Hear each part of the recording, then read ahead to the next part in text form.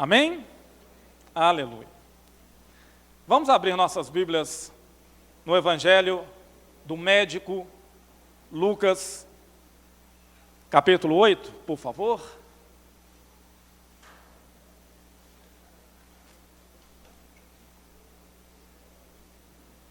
O médico.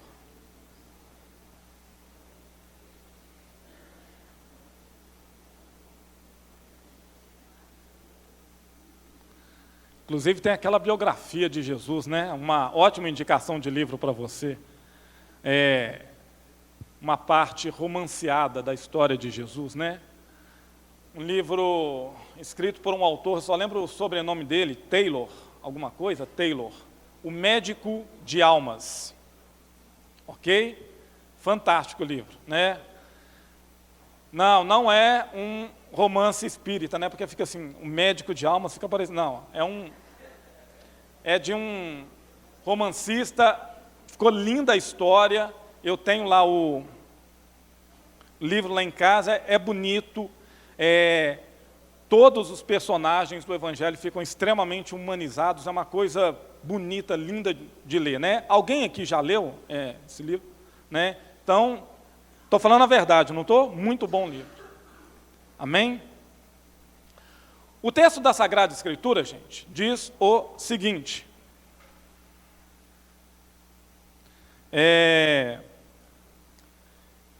Aconteceu depois disso, que andava Jesus de cidade em cidade e de aldeia em aldeia, pregando e anunciando o Evangelho do Reino de Deus. E os 12 iam com ele. E também algumas mulheres que haviam sido curadas de espíritos malignos e de enfermidades. Maria, chamada Madalena, da qual saíram 7 demônios, e Joana, mulher de Cusa, procurador de Herodes, Susana e muitas outras, as quais lhe prestavam assistência com seus bens. Afluindo uma grande multidão e vindo ter com ele gente de todas as cidades, disse Jesus por parábola: Eis que o semeador saiu a semear. E ao semear, uma parte caiu à beira do caminho e foi pisada, e as aves do céu a comeram. Outra caiu sobre a pedra, e tendo crescido, secou por falta de umidade. Outra caiu no meio dos espinhos, e estes, ao crescerem com ela, a sufocaram. Outra, afinal, caiu em boa terra, cresceu e produziu a 100 por 1. Dizendo isto, clamou: Quem tem ouvidos para ouvir, ouça. E os seus discípulos o interrogaram, dizendo: Que parábola é esta? Respondeu-lhes Jesus: A vós outros é dado conhecer os mistérios do reino de Deus. Aos demais fala-se por parábolas, para que vendo não vejam e ouvindo não entendam. Este é o sentido da parábola. A semente é a palavra de Deus. A que caiu à beira do caminho são os que a ouviram, vêm a seguir o diabo e arrebata-lhes do coração a palavra, para não suceder que, crendo, sejam salvos. A que caiu sobre a pedra são os que, ouvindo a palavra, a recebem com alegria. Estes não têm raiz, creem apenas por algum tempo e na hora da provação se desviam. A que caiu entre espinhos são os que ouviram, e no decorrer dos dias foram sufocados com os cuidados, riquezas e deleites da vida. Os seus frutos não chegam a amadurecer. A que caiu na boa terra são os que, tendo ouvido de bom e reto coração, retêm a palavra, estes frutificam com perseverança.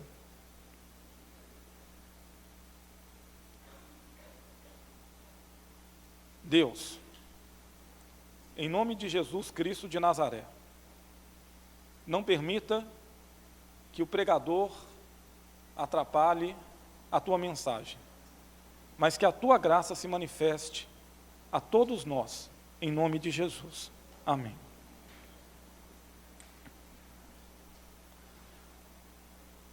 Meus queridos,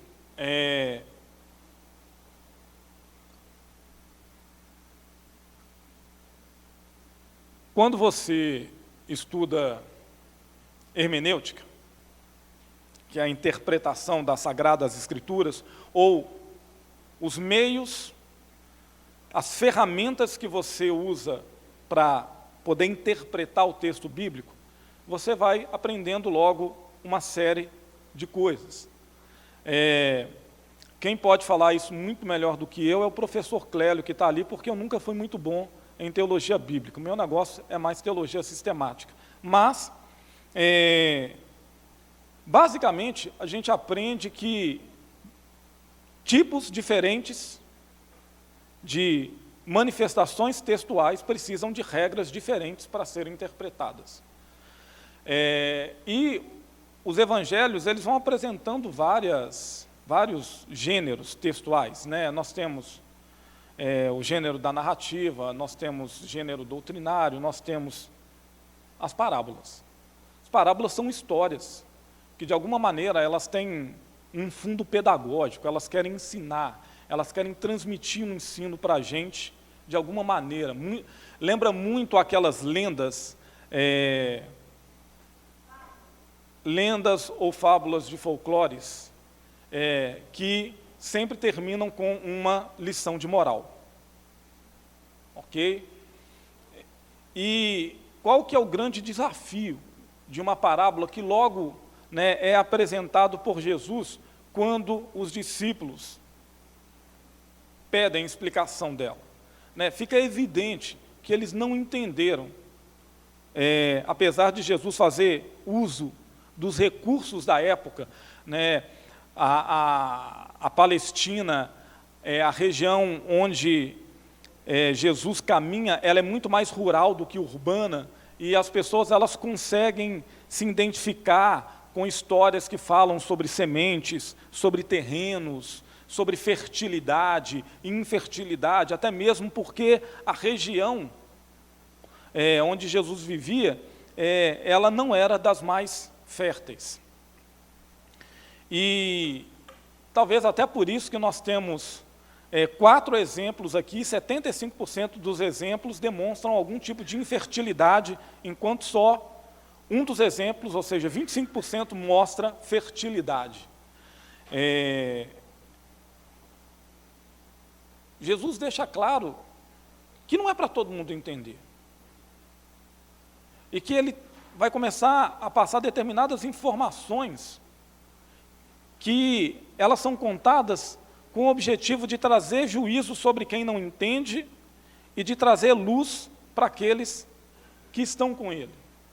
Tanto que Jesus esclarece as pessoas que caminham com ele, os discípulos. Os discípulos de Jesus, eles não podem ficar sem compreender as parábolas, porque as parábolas elas têm uma dupla finalidade na questão da salvação. Elas têm a missão de esclarecer para aqueles que são discípulos quais são os parâmetros, os padrões, os modelos do reino de Deus, e também de trazer juízo sobre aqueles que não fazem parte dos discípulos, não fazem parte, portanto, do reino de Deus. Mas antes da parábola ser apresentada, o texto ele continua nos lembrando que diversas pessoas elas eram curadas, elas eram libertas, né? Os textos dos evangelhos, eles sempre conectam a gente com ensino e prática. E aqui tem uma coisa muito bacana acontecendo, porque o texto do Evangelho de Lucas aqui, ele faz questão de enfocar nas mulheres agora, de falar sobre as mulheres. Quando diz assim, e também algumas mulheres que haviam sido curadas de espíritos malignos e de enfermidades. Maria, chamada Madalena, da qual saíram 7 demônios, Joana, mulher de Cusa, procurador de Herodes, Susana e muitas outras, as quais lhe prestavam assistência com os seus bens. Ou seja, essas mulheres, elas iam seguindo Jesus de cidade em cidade, elas eram discípulas também. Elas eram discípulas de Jesus. E aqui é muito bacana, é muito importante, porque uma primeira coisa que o evangelista aqui faz é deixar claro que não há questão de gênero no discipulado, entre os discípulos. Existem homens que são discípulos e existem mulheres que são discípulas. Elas são discípulas. Haviam seguidoras. Haviam mulheres, discípulas, que não só seguiam Jesus, não só estavam lá aprendendo com Jesus e testificando de todos os milagres, e aliás, como os homens também tinham sido alvos da libertação e dos milagres de Jesus, mas essas mulheres, nós temos uma informação acrescida em relação a elas.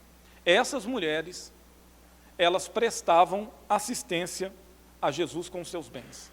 E não se diz isso dos homens. Essas mulheres, independente delas serem mais pobres ou menos pobres, elas prestavam assistência ao ministério de Jesus, elas cuidavam de Jesus de todas as maneiras possíveis, não só querendo ser melhores seres humanos, serem discípulos, aprenderem, mas elas deixavam à disposição do ministério do nosso Senhor os seus bens. E é muito interessante que aqui a gente já começa a prestar, já pode prestar atenção, e o Lucas, ele está se importando muito porque a narrativa dele foi escrita para Teófilo, que é uma influência política muito importante, de deixar claro que não são apenas mulheres irrelevantes para a concepção romana, mas que mesmo entre gente que estava ligado à área política, haviam mulheres que estavam seguindo Jesus, como, por exemplo, a Joana, que era esposa de um procurador de Herodes.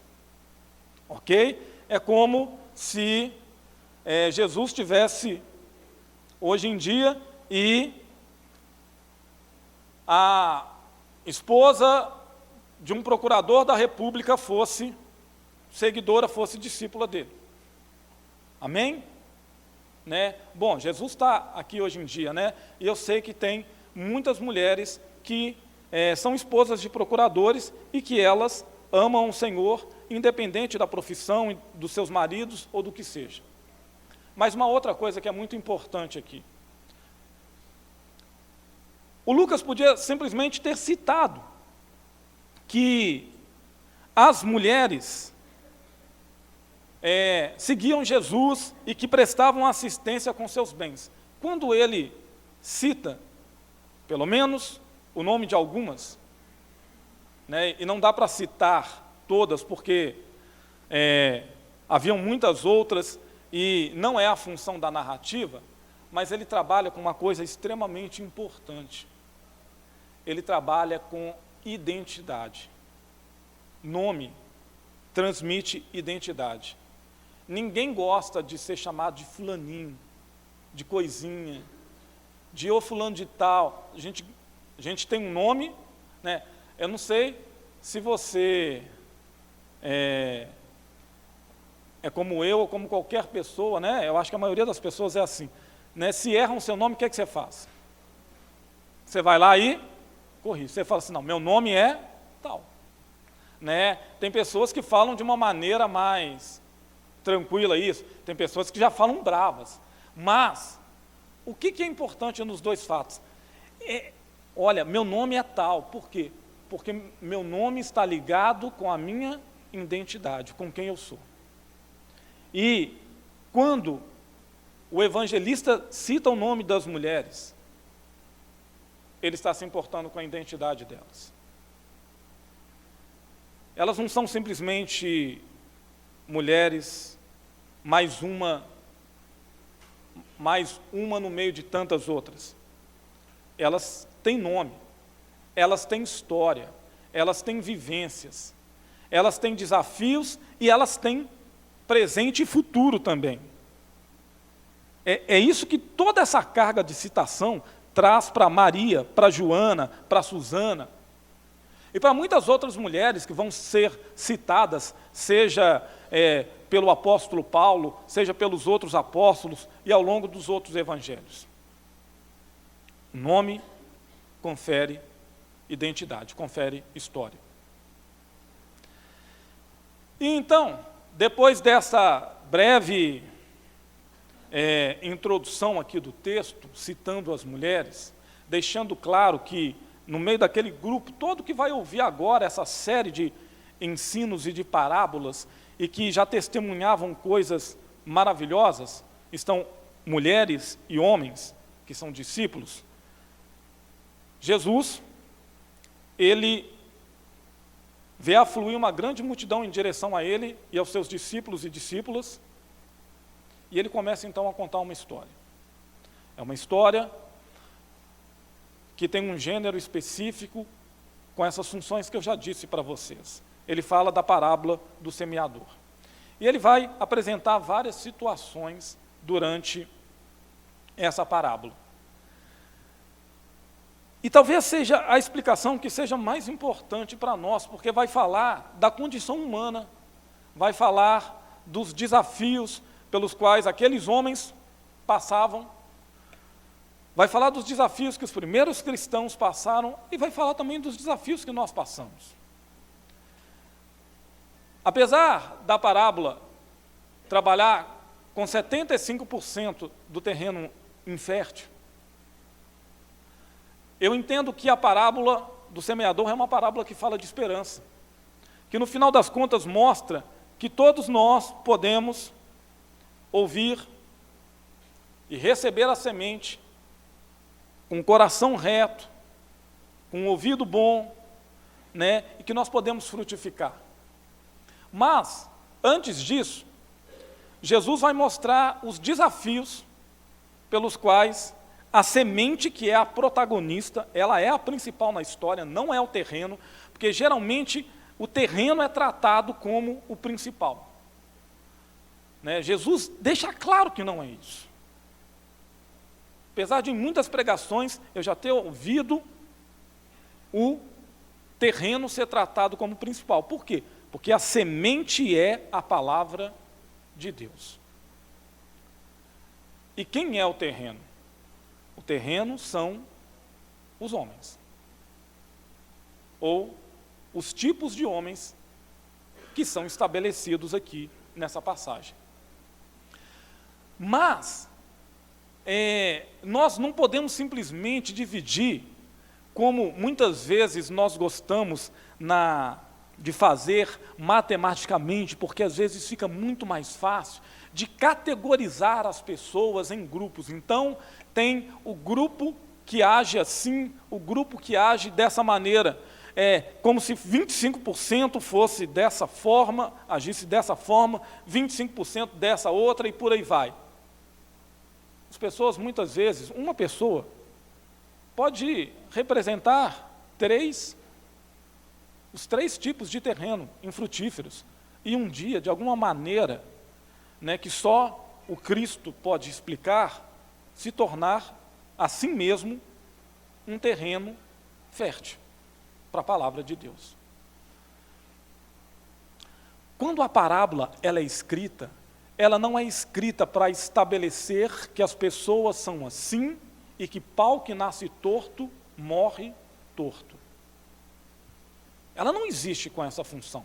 Ela existe para alertar que existem determinados comportamentos que os homens desenvolvem e que são de caráter impeditivo para que a palavra de Deus frutifique, para que a palavra de Deus entre. Então, é uma parábola para poder gerar esperança. É uma parábola que trabalha essa esperança de mudança do coração do homem. Sabe por quê, meu querido?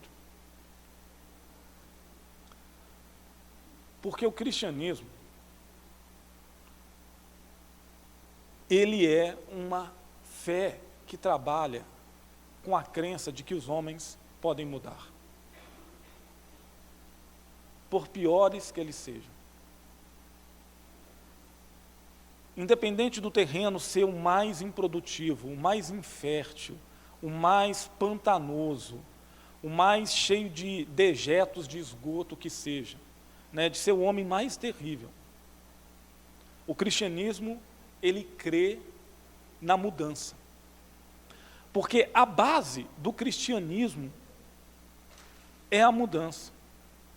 É uma mudança comportamental que ela atinge todos os níveis do homem. Não só comportamento social, comportamento individual, mas ela atinge o comportamento espiritual na relação do homem com Deus, atinge o comportamento familiar, atinge o comportamento financeiro, atinge o comportamento na área da diversão, em todos os níveis. É extremamente contraditório para um cristão acreditar em Cristo e, ao mesmo tempo, dizer: esse aí não vai mudar nunca. Eu sei que existem pessoas que desafiam qualquer nível de crença nosso.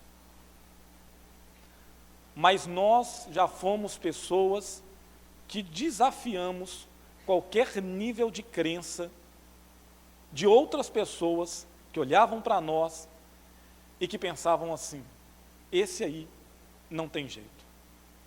Eu me lembro quando encontrei com uma colega minha do tempo de escola, e nós já não tínhamos contato há muito tempo, e ela era crente. E naquela época eu já tinha sido consagrado pastor e eu dava aula na FAT BH ainda. Quando ela encontrou comigo, ela falou assim: você, crente, pastor? Não. Qualquer pessoa, então, pode mudar.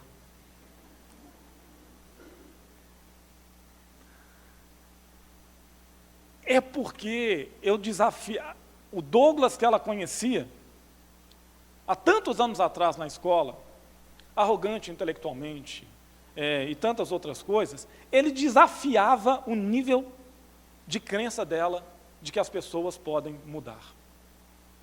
Você conhece várias pessoas assim, provavelmente você talvez já tenha sido assim. E é difícil mesmo a gente acreditar que as pessoas possam mudar, né? Nessas horas eu vejo que eu sou que nem aquela menina daquele livro que eu gosto tanto, né, que um tanto de gente fica criticando. Poliana. Quem já leu aquele livro? Poliana, né? Tem a Poliana moça, né? Eu tenho os 2 livros lá. A história é muito boa, sim, né? Se você não leu, não vá por resenha, não. A história é muito boa. É uma menina que ela acredita, né, muito antes daquele livro lá, O Lado Bom da Vida, né? A Poliana, ela coloca o lado bom da vida no chinelo, de tanto que ela acredita que as coisas sempre têm um lado positivo. Nesse aspecto, né, estou dizendo desse aspecto, eu acredito tanto no cristianismo, que eu acredito que até o fim, quando Hitler morreu, que ele ainda podia ter mudado. Eu acredito até o fim que o Mao Tse-tung, que matou 72 milhões de chineses, ele podia ter mudado. Eu preciso acreditar nisso. Eu não estou dizendo que eles mudaram. Tem pessoas que não vão mudar, mas dizer que elas não têm a mínima condição de mudar é matar aquilo que o cristianismo tem de mais precioso, a liberdade.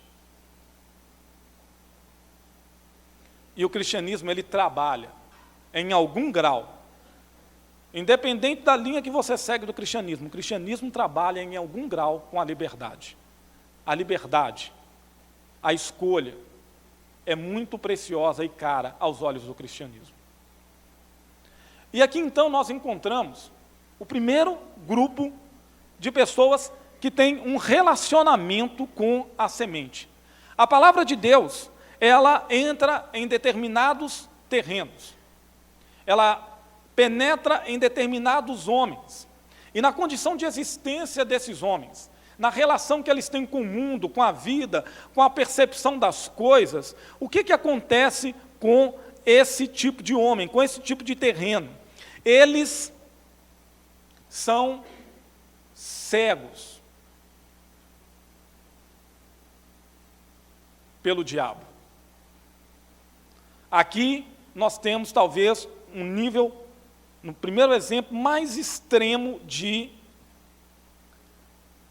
impacto e de conflito com o qual a palavra de Deus tem quando ela penetra no coração do homem. Esses homens, eles ouvem a palavra de Deus, todos eles ouvem. Por isso, como Romanos diz, todos eles, qualquer grupo aqui, é indesculpável diante de Deus. Todos eles ouvem. Eles ouvem a palavra de Deus e, então, porque eles são como gente que vivem à margem do caminho. O diabo vem, tira do coração deles aquela palavra. E por que a palavra aqui tem a mensagem central? Porque quando a palavra de Deus entra, a primeira função da palavra de Deus, ela está representada aqui, e eu quero tratar ela como a protagonista que ela é. A semente. A semente entra, a palavra de Deus entra. E olha só, aonde que ela vai? Ela vai para o coração do homem. Aqui nós estamos falando de uma condição de vida, de uma exigência do Evangelho, de que o homem ele tem que ter a dimensão de vida, o entendimento quando ele se encontra, ele se defronta com a palavra de Deus, de entender o seguinte: as minhas ideologias acabaram, não há espaço para as minhas ideologias, não há espaço para o eu no centro.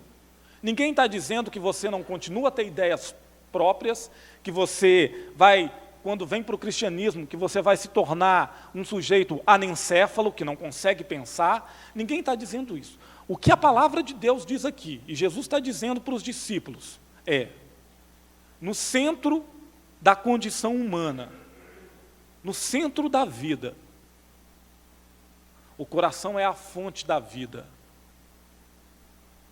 Para o judeu e para o cristão, tem que estar a palavra de Deus. No centro de toda reflexão, de todo pensamento, de toda prática de vida. No centro da sua vida como um todo.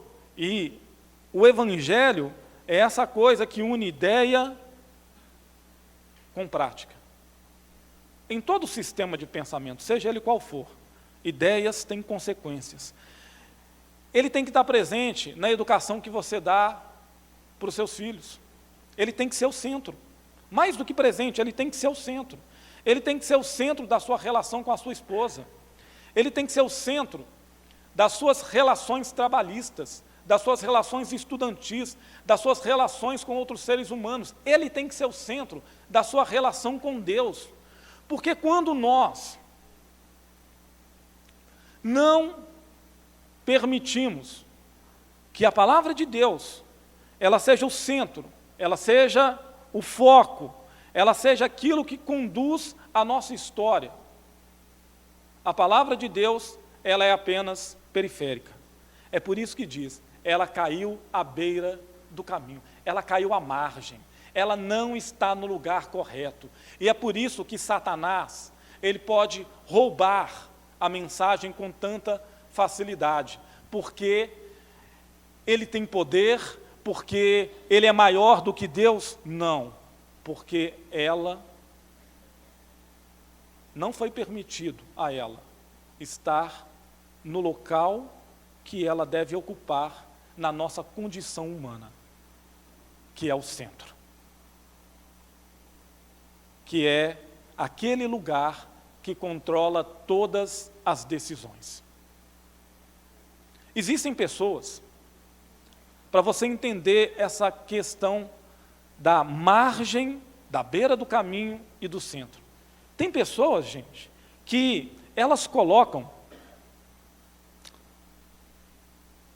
o centro como sendo a família. Olha só, parece uma coisa muito nobre. A minha família é o centro da minha vida. Mas aí nós precisamos entender o que acontece na periferia. o que vai para a periferia? Lá na periferia está a escola, está o trabalho, está as relações com os vizinhos, está a política, está a economia e está Deus. Então, uma pessoa que tem a família no centro, e olha, é uma coisa louvável, família é uma coisa boa. Uma pessoa que tem a família no centro é uma pessoa que ela lê Deus a partir da família, e não o contrário. Uma pessoa que elege como centro da sua vida os estudos, e olha, são coisas boas.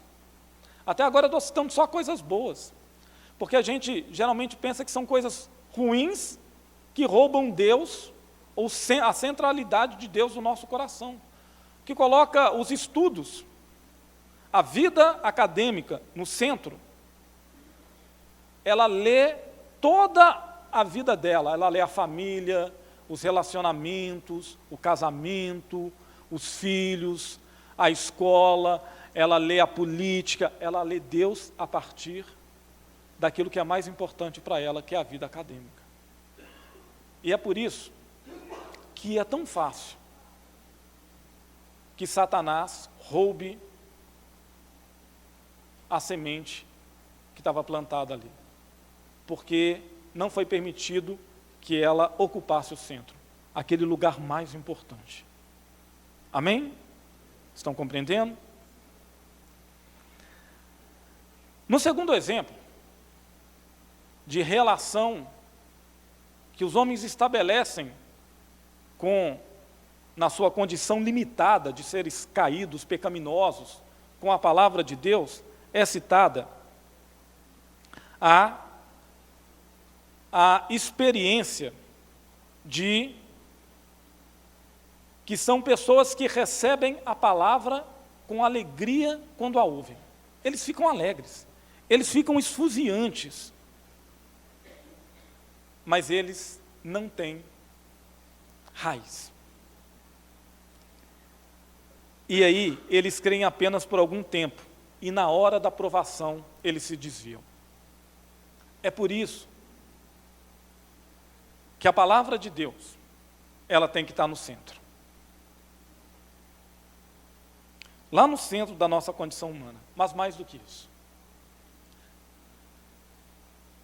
Quando os homens, eles ouvem a palavra de Deus,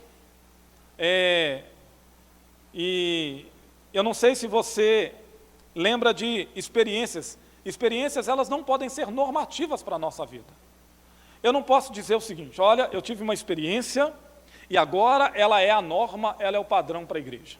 Mas um cristão que não tem experiências com Deus, ele é um cristão que ele não está vivendo a plenitude da palavra de Deus, a plenitude do evangelho do reino de Deus.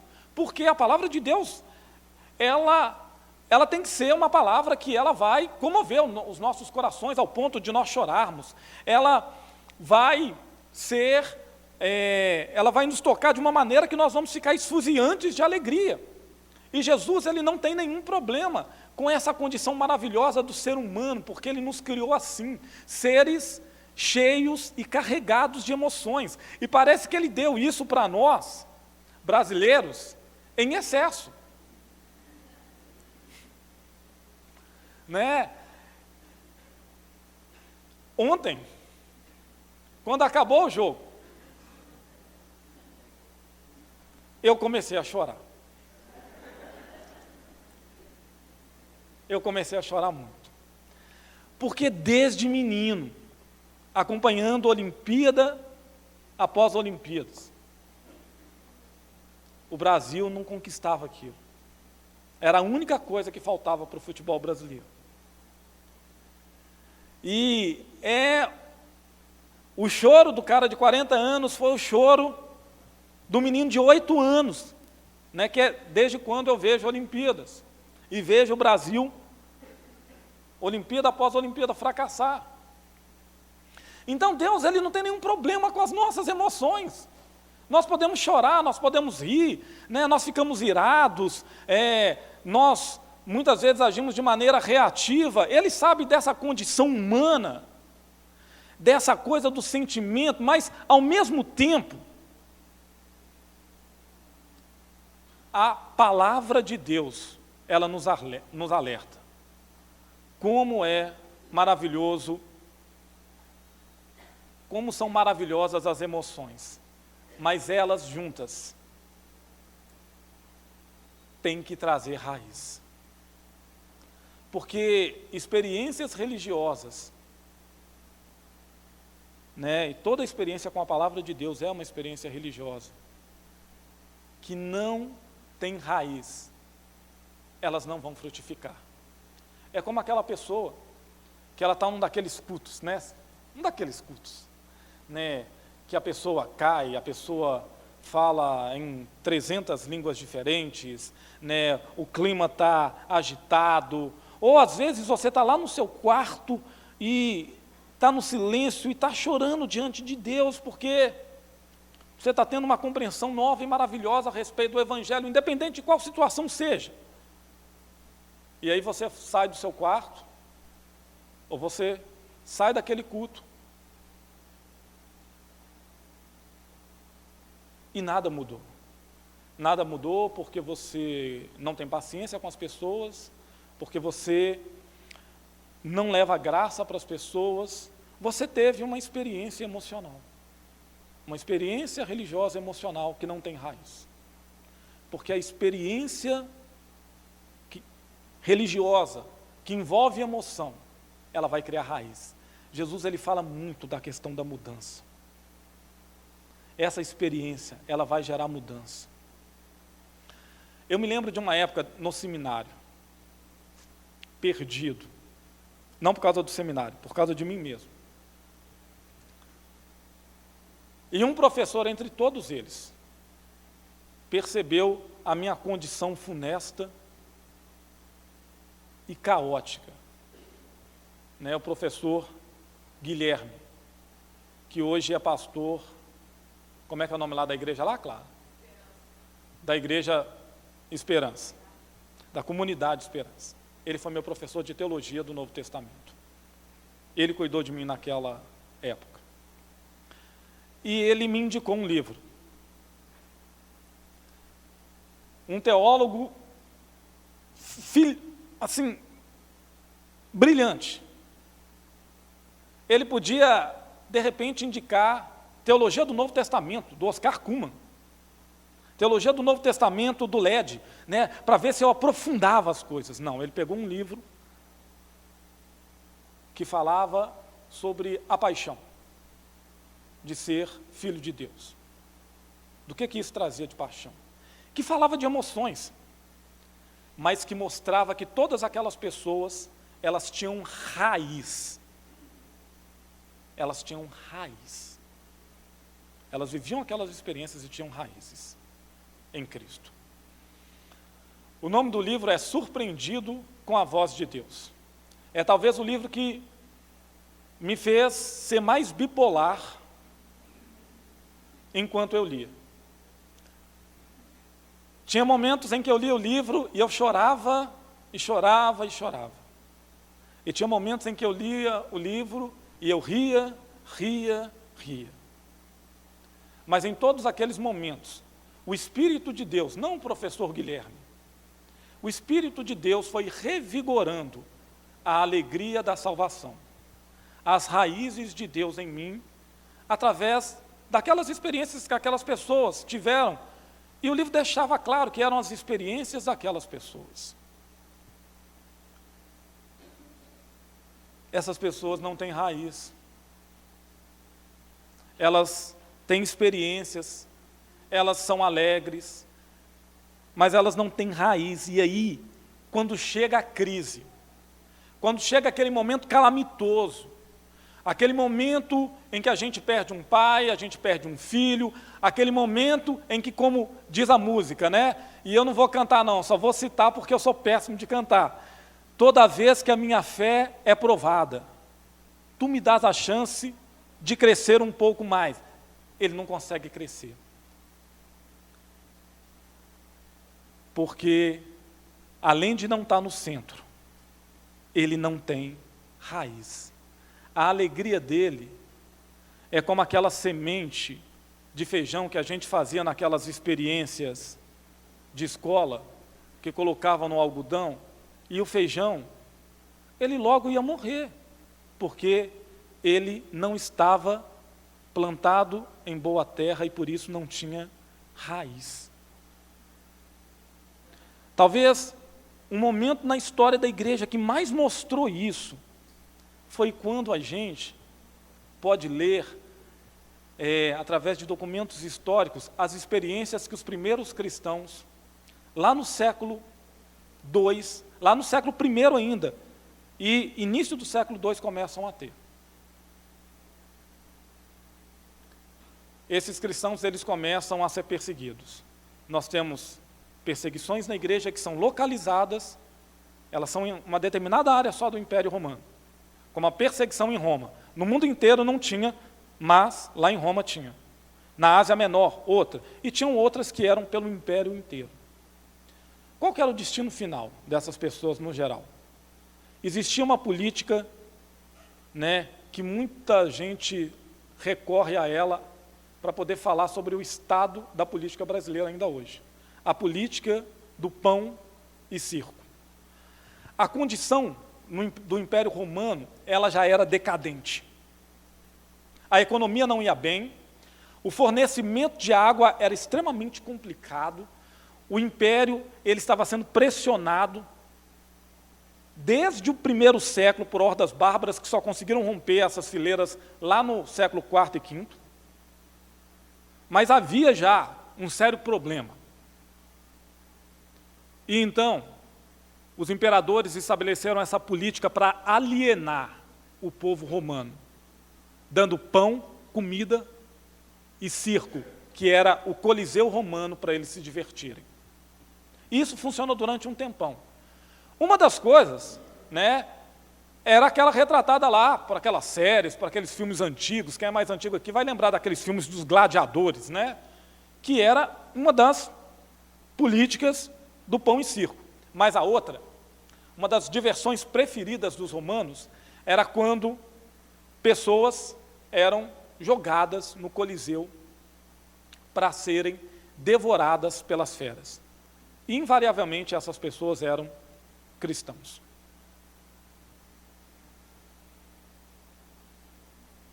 O que muito filme não retrata é que existia um conflito dentro do próprio cristianismo. Aquelas pessoas, elas, diante da crise, elas tinham tido tantas experiências de alegria com Jesus, mas elas tinham tido a alegria maior, que era a alegria da salvação, e elas entenderam aquilo. E a alegria delas tinha raiz. Então não tem problema com a emoção, a alegria delas tinha raiz. E quando chegava a hora da crise, olha, é o conflito, aquilo vai gerar morte, ao nível de gerar morte, elas não negavam a fé. Mas haviam pessoas que, diante da ameaça dos soldados romanos, não davam conta e negavam a fé cristã. Como eles são terríveis, como eles são perversos. Não. Eles são simplesmente humanos. Eles não tinham raiz. É como aquele grupo lá, e como tantas outras pessoas, a gente cita aquela experiência para poder exemplificar só, daqueles homens que foram exterminados, aquele grupo de 15, 20, que foi executado, e o vídeo passou no mundo inteiro, pelo Estado Islâmico. Por quê? Porque eles não negaram a fé, porque eles eram cristãos. Esse foi o crime deles. E por que eles foram executados? Porque eles tinham raiz. Quando chegou a provação, quando chegou o momento de viver a música, cada vez que a minha fé é provada, tu me dás a chance de crescer um pouco mais, eles abraçaram aquilo porque eles tinham raiz. Eu gosto de uma coisa que a Helena Tanuri diz. Você já deve saber o que é. Os cristãos, eles não falam mentiras. muitas vezes, eles cantam mentiras.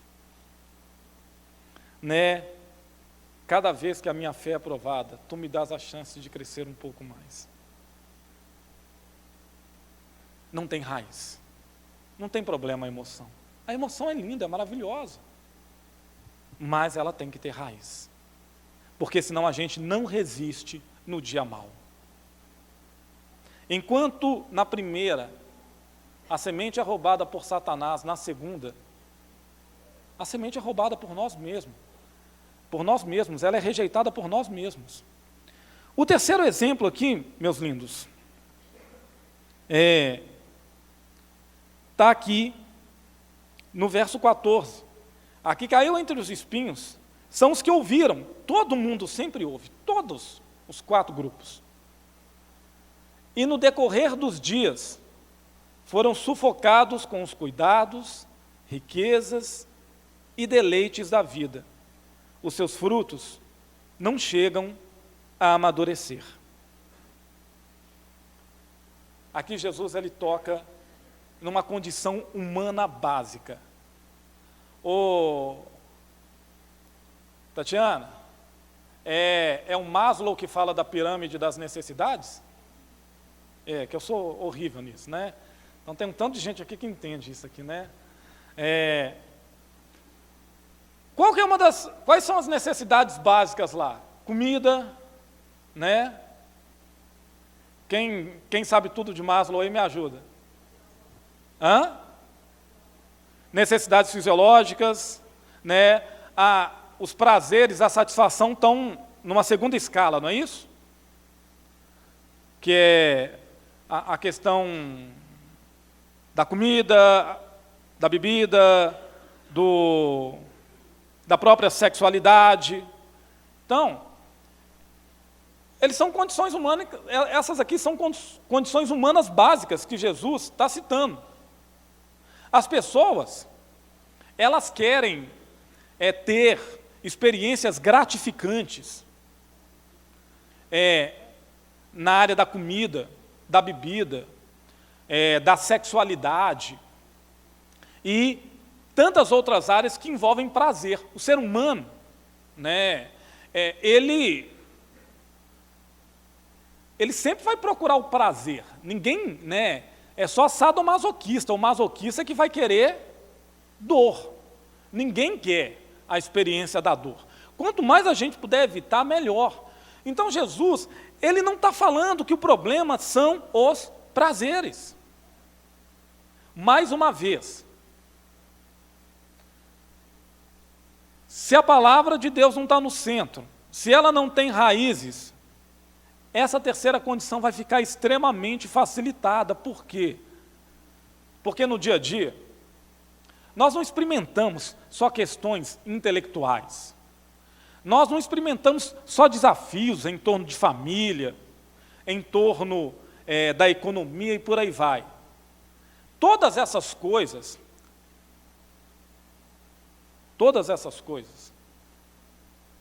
elas têm a ver com um final último para o qual o homem existe. O homem existe para ser feliz. Agora, o mecanismo de resposta é que é diferente.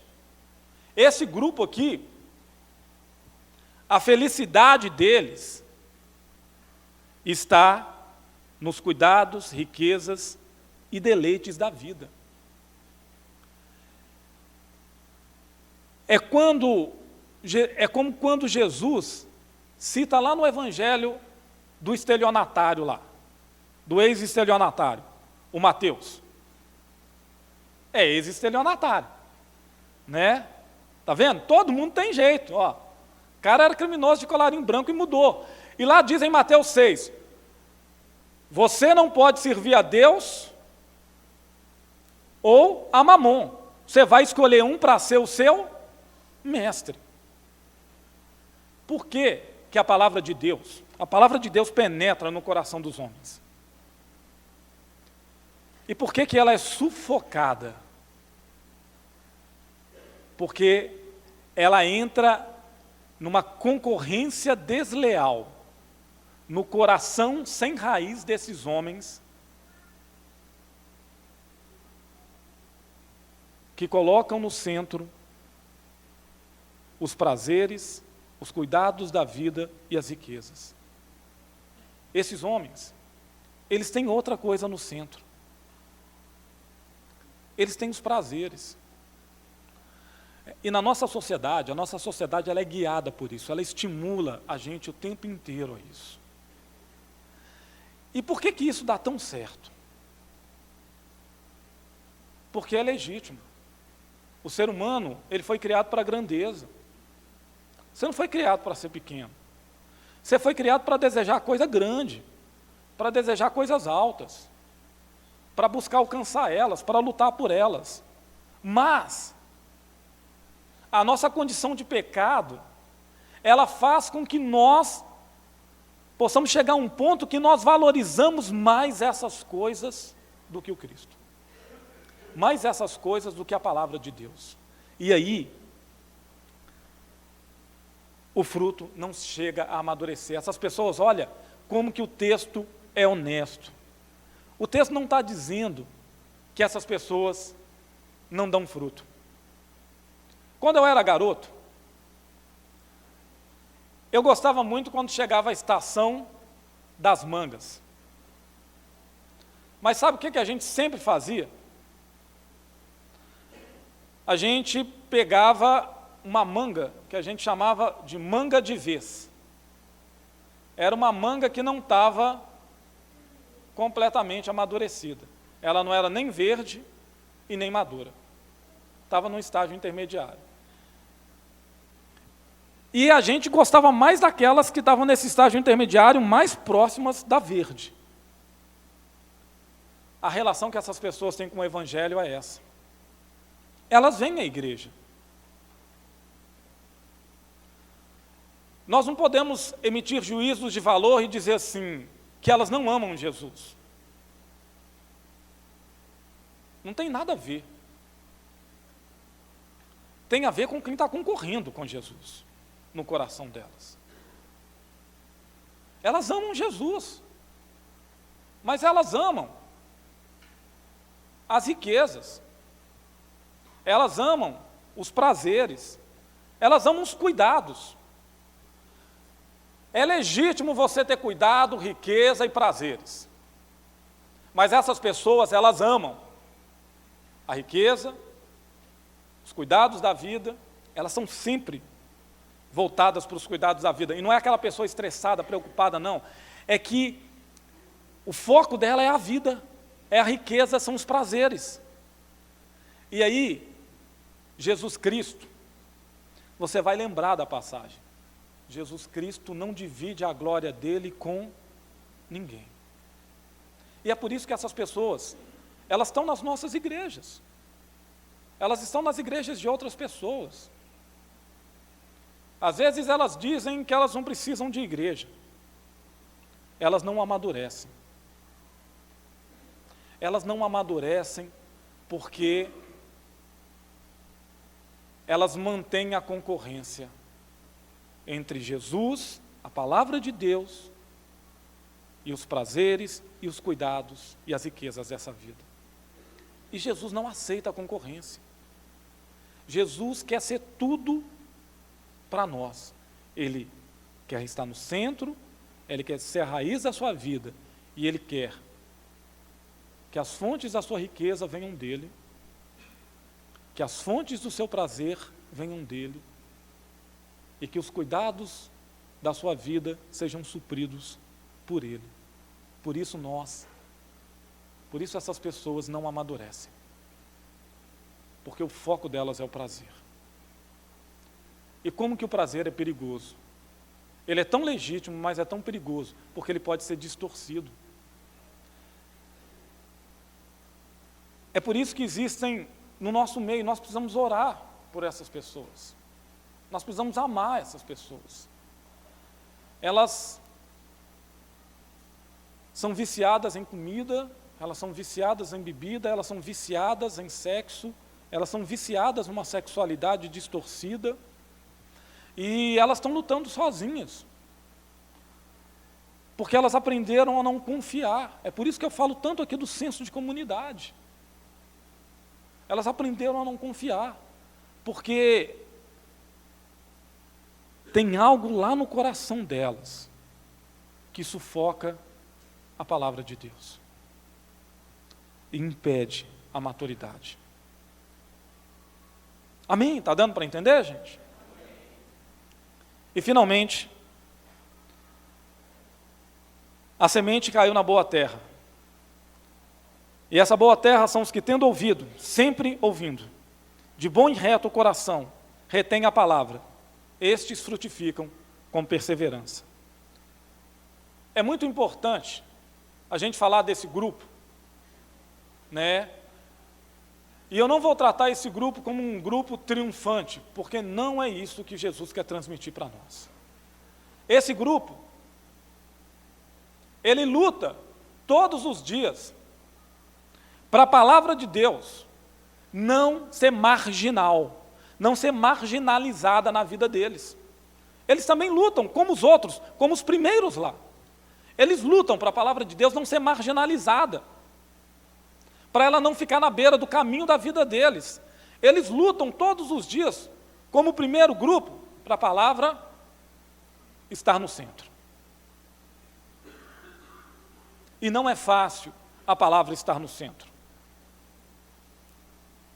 Um deslize, né, eu não estou dizendo que é um pecado, não, mas se a gente vai deslizando e a gente não procura auxílio, cuidado, companheirismo na vida cristã, e de repente a gente um dia percebe que a palavra não está mais no centro. Essas pessoas também têm esse desafio todos os dias. Sabe por quê? Porque desde o dia em que nós nascemos de novo, nós somos como um viciado em álcool e em droga. Todos os dias nós temos que dizer: Senhor, me ajuda a viver a sobriedade do Evangelho mais um dia. Porque nós somos viciados no pecado.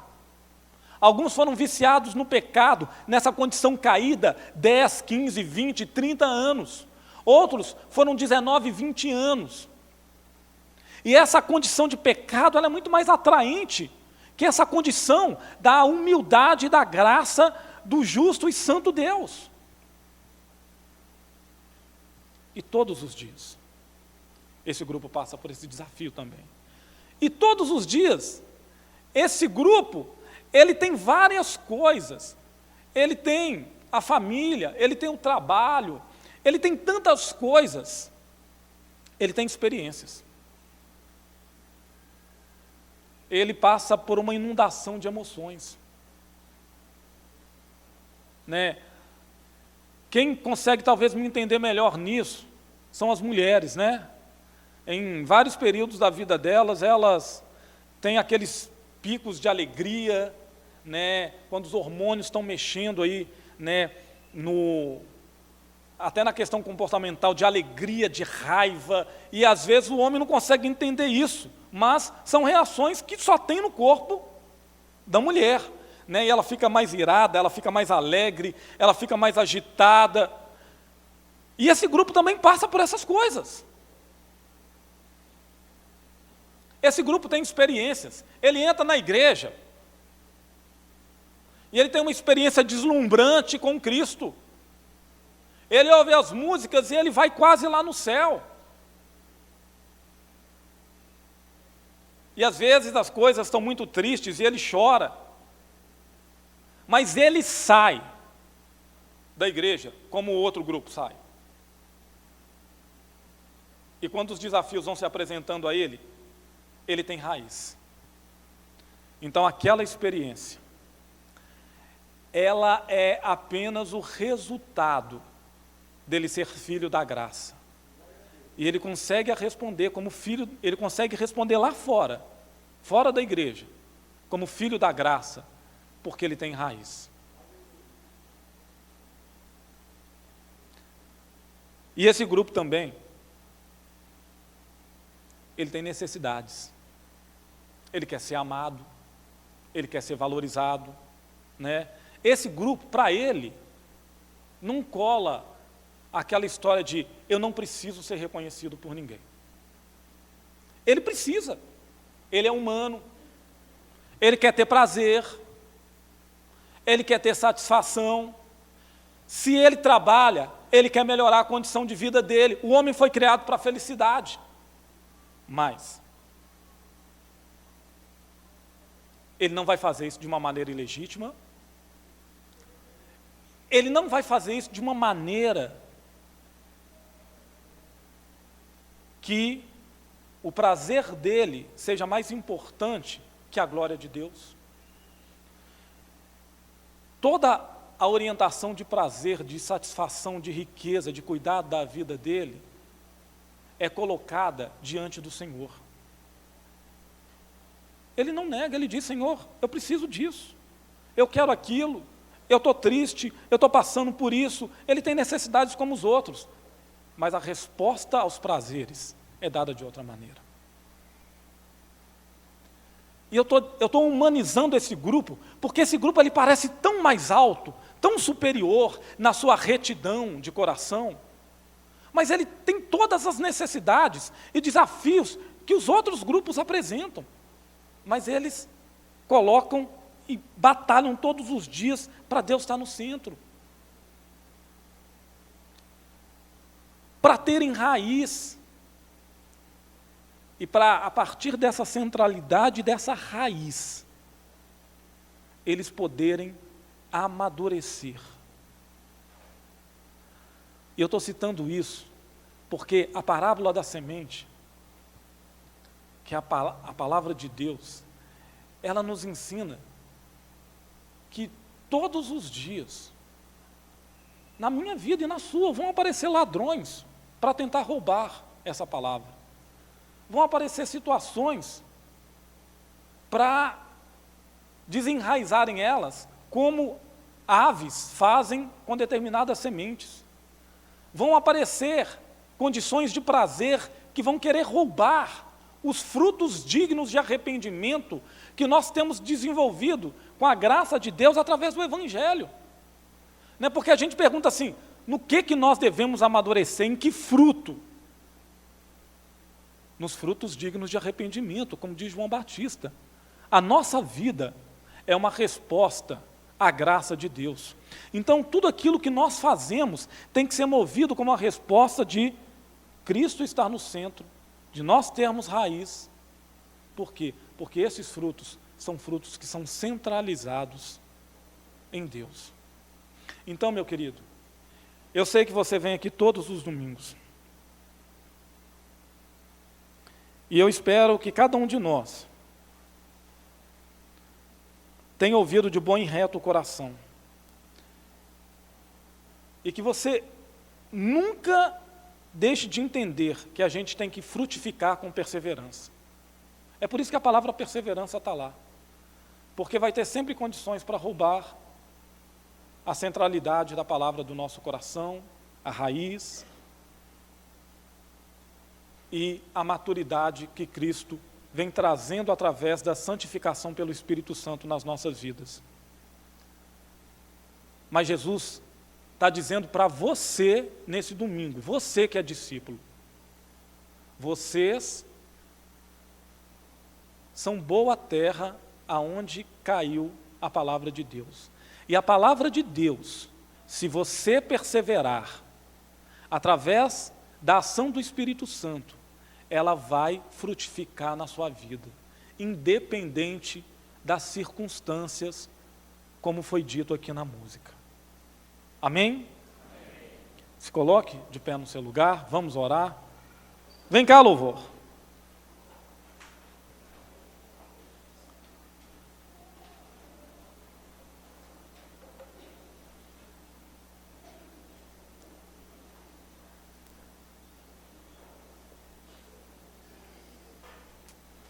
Nós aprendemos hoje juntos. E eu quero sempre ressaltar isso com você, juntos. Não foi o Douglas. O Douglas acredita piamente. Piamente quer dizer piedoso, de uma maneira piedosa, que está centralizada lá em Deus, naquilo que ele orou lá no início. Que o pregador não estrague a palavra de Deus. Então, Nós aprendemos juntos hoje que a palavra de Deus é a mais importante, que ela tem que estar no centro do nosso coração. Ela tem que ter raiz. E ela vai frutificar, porque a palavra de Deus, ela frutifica e vai amadurecer. Ela vai trazer maturidade sobre nós. Nós somos criados para isso, para a glória de Deus. E é a glória de Deus que vai fazer a gente feliz. Senhor, eu quero te agradecer por cada um dos meus irmãos. Quero te agradecer pelo fruto do seu penoso trabalho. E eu quero pedir que esse fruto, todos esses frutos que estão aqui, que eles amadureçam. Que eles amadureçam e que eles gerem novos frutos, porque eles também podem ser sementes. E, Senhor, que a semente da palavra de Deus que está na vida deles seja transmitida para outras vidas. Que o Senhor os auxilie, Senhor, para que o Evangelho seja o centro da vida deles e seja profundamente enraizado em todas as estruturas de vida. E que eles sejam poderosamente árvores frondosas e frutificadoras para a Tua glória. Que o Senhor nos ajude nessa batalha e nessa luta que acontece todos os dias, desde que nós nascemos de novo, desde que nós fomos livres do vício do pecado e fomos salvos para a maravilhosa liberdade de Cristo Jesus. Que sobre eles esteja o amor do Pai, a graça do Filho e as doces consolações do Espírito Santo, que são tudo o que precisamos para que o Senhor seja o centro, o Senhor seja tudo em todos, em nome de Jesus. Amém. Deus abençoe vocês, meus irmãos.